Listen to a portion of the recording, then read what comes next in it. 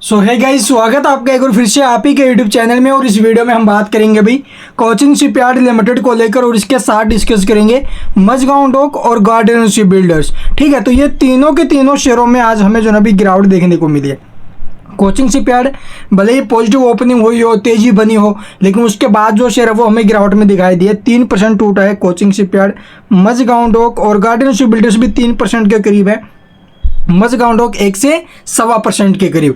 तो यहाँ पर क्यों गिरावट बनी है इसके ऊपर चर्चा करेंगे। साथ में क्या इन शेयरों में अभी और गिरावट हो सकती है, या फिर अभी जो पीछे तेजी बनी थी वो सिर्फ पब्लिक को फंसाने का एक जाल था, ट्रैप था। तो वो आपको हम सब कुछ बताएंगे डिटेल में। जैसा कि आप लोग देखोगे प्रीवियस ट्रेडिंग सेशन के बाद हमें कुछ एक पीएसयूज के ऊपर जो अभी जो नेशनल स्टॉक एक्सचेंजेस है उनकी तरफ से जो अभी एक्शन लेते हुए नजर आए थे। ठीक है, तो वो एक्शन आपको देखने को मिला होगा कि जो बहुत से पीएसयूज हैं जिनको अब नेशनल स्टॉक एक्सचेंजेस की तरफ से, एनएसई की तरफ से जो भी आप लोग देखोगे बोलते हैं ना सर्वेलांस, ठीक है, एडिशनल सर्वेलांस में डाला गया है। इस वजह से आप लोग देखोगे इन शेयरों के ऊपर दबाव या फिर प्रॉफिट बुकिंग। जो पीछे स्टॉक 10% के सर्किट मारते हुए नजर आए थे उनके बाद थोड़ा बहुत प्रॉफिट बुकिंग आया है। बट डोंट वरी भाई, जो भाई शॉर्ट टर्म वाले हैं उन्हें थोड़ा सा टेंशन की बात है, बट जो लॉन्ग टर्म के लिए बनाकर बैठा है मन, तो वो यहाँ पर पैनिक मत करना।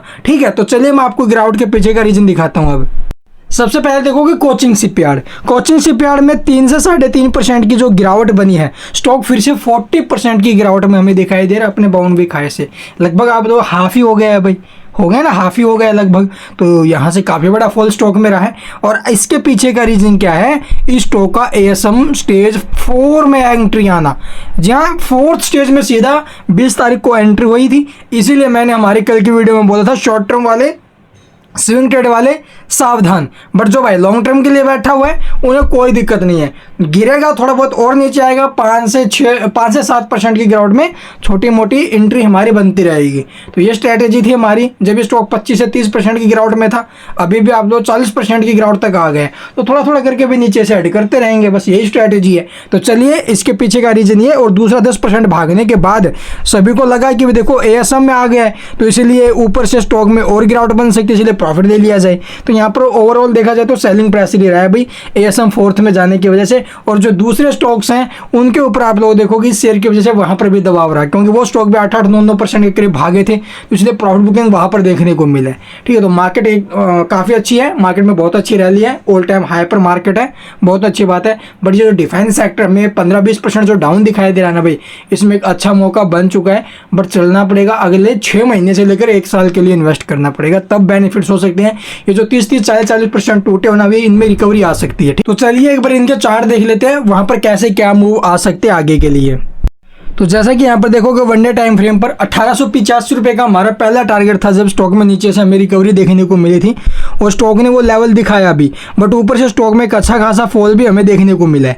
ठीक है, अब यहाँ से आप लोग देखोगे इस शेयर में अगर बात की जाए तो ये ट्रेंड लाइन को ब्रेक करेगा। शॉर्ट टर्म वाले, स्विंग ट्रेड वाले वहाँ से घुसेंगे भी, ट्रेंड लाइन का ब्रेक आएगा उस टाइम पर।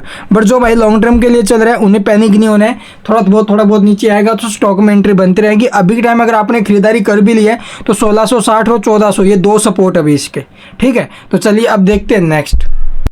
अगला हमारा शेयर अभी जीआरएसी में ब्रेकआउट आया ट्रेंड लाइन का, बट आज स्टॉक में हमें दबाव दिखाई दिया। बट पैनिक नहीं होना भाई, जो भाई लॉन्ग टर्म वाले हैं बिल्कुल पैनिक ना क्रिएट करें, अपनी होल्डिंग बनाए रखिए। इस गिरावट में, इतने बड़ी गिरावट में बेचने का कोई बेनिफिट नहीं है। अगर आपने हाई प्राइस से खरीदी भी लिया है तो इतने बड़ी गिरावट में बेचने का कोई बेनिफिट नहीं है। अगर आपको बेचना भी था तो बहुत पहले, लेकिन अब यहाँ पर बेचने का नहीं है। अब यहाँ पर थोड़ा बहुत करके एंट्री बनाने का है। तो यहाँ से अगर आपकी एंट्री है, शॉर्ट टर्म वाले हैं खरीद लिया है तो 1730 और 1630 ये 2 सपोर्ट अभी नीचे में शॉर्ट टर्म वालों के लिए। और स्टॉक अगर ट्रेंड लाइन के ऊपर में है तो इसके बाद आप लोग देखोगे ऊपर में 2000 रुपये तक के मूव आने की संभावना ज़्यादा बन रही है इनके अंदर। ठीक है, तो चलिए अब देखते हैं नेक्स्ट। अगला हमारा मझगांव डॉक, इसमें भी स्ट्रांगली अप जो डाउन ट्रेंड है वो यहाँ पर हमें दिखाई दे रहा होगा आपको भी। तो ऊपर में अगर ब्रेक आता है अभी ट्रेंड लाइन का तो शॉर्ट टर्म वालों के लिए काफ़ी अच्छा मौका बन सकता है।